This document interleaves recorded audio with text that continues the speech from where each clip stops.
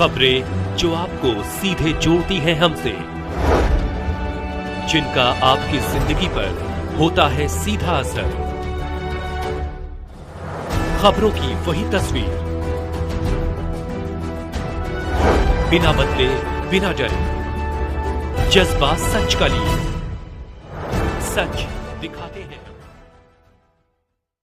सामाजिक कार्यकर्ता निर्भय नारायण सिंह के कार्यों की प्रशंसा बहुत जोरों शोरों पर। उत्तर प्रदेश जनपद बलिया में निर्भय नारायण सिंह IRTS रेल मंत्रालय भारत सरकार के अधिकारी के सामाजिक कार्यों की प्रशंसा की जा रही है। उन्होंने शिक्षा, स्वास्थ्य, गरीबों और वंचितों के लिए सहायता और पर्यावरण संरक्षण में महत्वपूर्ण योगदान दिया है। समाज सेवियों ने निर्भय नारायण सिंह के कार्यों की प्रशंसा करते हुए कहा कि उनके कार्यों ने समाज में एक सकारात्मक परिवर्तन लाने में महत्वपूर्ण भूमिका निभाई है। उन्होंने कहा कि वह निर्भय नारायण सिंह के मार्गदर्शन और समर्थन से समाज हित में कार्य करने के लिए प्रेरित हुए हैं। निर्भय नारायण सिंह के कार्यों की प्रशंसा करते हुए सुरेंद्र कुमार गुप्ता ने कहा कि उनके जैसे लोगों की जरूरत है जो समाज के लिए कुछ सकारात्मक योगदान कर सके। बलिया से सुरेंद्र कुमार गुप्ता की रिपोर्ट। आप काफ़ी क्षेत्र में चाहें जब सुनने में आता है सामाजिक सेवा में आपको बहुत रुचि रहती है और कुछ ट्रेनें भी बलिया से हुई है जो कहा जा रहा है। क्या कहेंगे ट्रेनों के विषय में जो नई हुई है, आपका भी श्रेय आ रहा है इसमें? देखिए, मैं नादन रेलवे में मेरी पोस्टिंग है और मैं कोचिंग ऑपरेशन का हेड हूँ और कोचिंग ट्रेनों के ऑपरेशन का हेड हूँ जो पैसेंजर और मेल एक्सप्रेस ट्रेन चलती है। तो उसके तहत जो है हमारे संज्ञान में आया था 3 नई ट्रेनें बलिया को भारत सरकार रेल मंत्रालय ने दिया है। इसमें जो है भारत सरकार की हमेशा से ये एक पॉलिसी रही है कि लोगों को अधिक से अधिक सेवा प्रदान किया जाए। उसी क्रम में ये 3 नई ट्रेनें चल रही है। जी। इसके अलावा भी समाज में आप नौकरी करते हो, समाज में बहुत रुचि रहती है, समाज के लिए आपके लोग आपकी चर्चा करते रहते हैं। मेरी ये जन्मभूमि है, मैं इसी उर्वरा मिट्टी से मैं निकला हूँ और गांव से पढ़ करके और प्राइमरी स्कूल से पढ़ करके मैं देश का सर्वोच्च परीक्षा जो इस समय IAS की परीक्षा कहलाता है या सिविल सर्विसेज कहलाता है वो पास किया हूँ।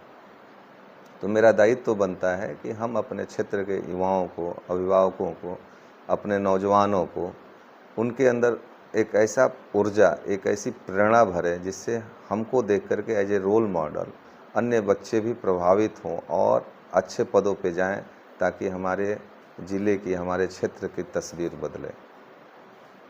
जी, तो आपने युवाओं के लिए भी आज एक कार्यक्रम आप शहीद दिवस पर रखा गया है। इस गर्मी, इतनी धूप थी, गर्मी भी थी, बहुत हजारों की जनसंख्या में आप समर्थन भी देखिए तमाम नेता के भी गए हुआ आप उतना नहीं देखा, फीका रहा, आपकी रौनक बहुत ज़्यादा आई उधर। देखिए, हमारे क्षेत्र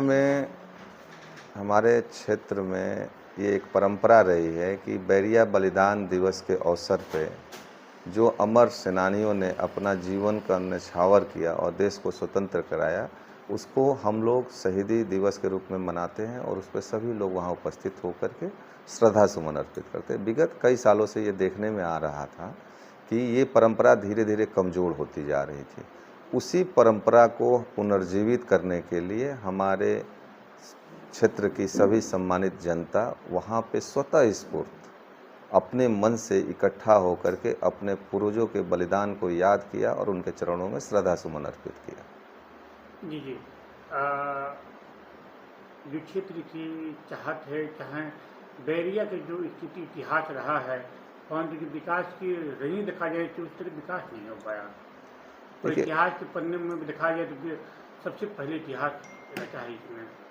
देखिए, मैं इससे पूर्णतः सहमत नहीं हूँ कि विकास नहीं हुआ। विकास हर सरकार, जब भी सरकार बनती है तो अच्छे कार्य करने के पूरा प्रयास होता है और जब आज से 25 साल पहले की बैरिया और आज के बैरिया में परिवर्तन है। ऐसा नहीं है कि विकास नहीं हुआ, लेकिन ये बात भी सत्य है कि जिस गति से विकास होना चाहिए उस गति से नहीं हुआ।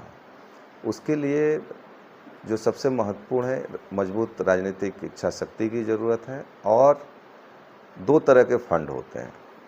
एक ज़िले के जो सामान्य कामकाज है उसके लिए जो उसके लिए जो फंड आता है वो रेवेन्यू फंड कहलाता है, और जो बड़े प्रोजेक्ट होते हैं उनको करवाने के लिए जो कैपिटल फंड की ज़रूरत होती है वो हमारे ज़िले में नहीं आ रहा है।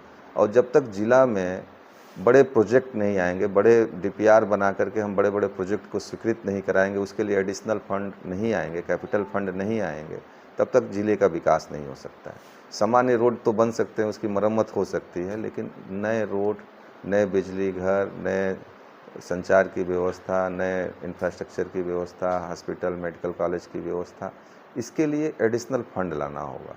जब तक हमारे ज़िले में एडिशनल फंड नहीं आएगा एज ए कैपिटल फंड, तब तक ज़िले का विकास नहीं हो सकता। आज़ादी के बाद भी आज भी बहुत सारे ऐसे गाँव हैं जो ढंग से सड़कें नहीं हैं, ऐसे गाँव हैं जहाँ तो बिजली नहीं, जैसे आपके बगल में ही नौरंगा गाँव देख लीजिए, वहाँ बिहार की बिजली आती है। देखिए, नौरंगा की जो भौगोलिक स्थिति है वो यूपी का पार्ट है, बलिया जिला का गांव है, ग्राम सभा है, और वहाँ पे 10 से 12 हज़ार की जनसंख्या रहती है और वो लोग कष्ट में है। इससे मैं पूर्णतया सहमत हूँ। आने जाने का आवागमन का साधन नहीं है, वहाँ एक अस्थाई पुल बनाने की ज़रूरत है। दूसरा, वहाँ बिजली की अस्थाई व्यवस्था करने की ज़रूरत है।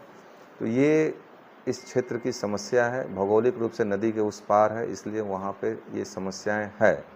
लेकिन इसको अगर मैं जैसा कि पहले भी बताया कि मजबूत इरादा शक्ति अगर हो, राजनीतिक इरादा शक्ति हो, प्रशासनिक इरादा शक्ति हो, इस समस्या को भी हल किया जा सकता है। कोई बहुत बड़ी समस्या नहीं। एक अस्थाई पुल देना है, जब अस्थाई पुल बनेगा तो उस पर हम लाइट देंगे, उसी लाइट को अगर हम आगे बढ़ा देंगे तो नरंगा, भुआल छपरा, उदय छपरा, चक्की, ये सभी जगह पे लाइट आ जाएगी और यूपी से सप्लाई इंश्योर कर लिया जाएगा। जी, आप एक सामान्य व्यक्ति हैं और सरकारी सर्विस में भी हैं, तो जनता आपसे क्या अपेक्षा रखे विकास के मुद्दे को लेकर? किसी भी समाज का भाग्य परिवर्तन शिक्षा के माध्यम से होता है, और मैं और मेरी पूरी टीम लगी हुई है कि हम लोग शिक्षा की एक ऐसी अलग जगह है कि हर नौजवानों के हाथ में रोजगार हो और हमारे क्षेत्र के लोग बाहर जाकर मजदूरी न करें। हमारे यहाँ से जो युवा जा रहे हैं वो 100 में से 90 युवा वहाँ पे छोटे मोटे काम करते हैं और परिवार की दाल रोटी तो चलाते हैं, लेकिन उनके परिवार की सामाजिक आर्थिक स्थिति नहीं बदलती है। शिक्षा वो माध्यम है जो परिवार की सामाजिक आर्थिक स्थिति, परिवार में अगर एक लड़का कोई अच्छे पदों पे आ जाता है, उस परिवार की सामाजिक आर्थिक स्थिति बदलती है। तो हम लोग विभिन्न विद्यालयों, कॉलेजों, कोचिंग संस्थानों में जाकर बच्चों को प्रेरित करते हैं कि अच्छी शिक्षा कैसे पाया जा सकता है, अच्छी नौकरी कैसे पाई जा सकती है, उसको पाने का क्या तरीका है। इन सब विषयों पे हम बच्चों को संबोधित करते हैं, प्रेरित करते हैं और उनको आगे बढ़ने के लिए अपने तरफ से शुभकामनाएं देते हैं।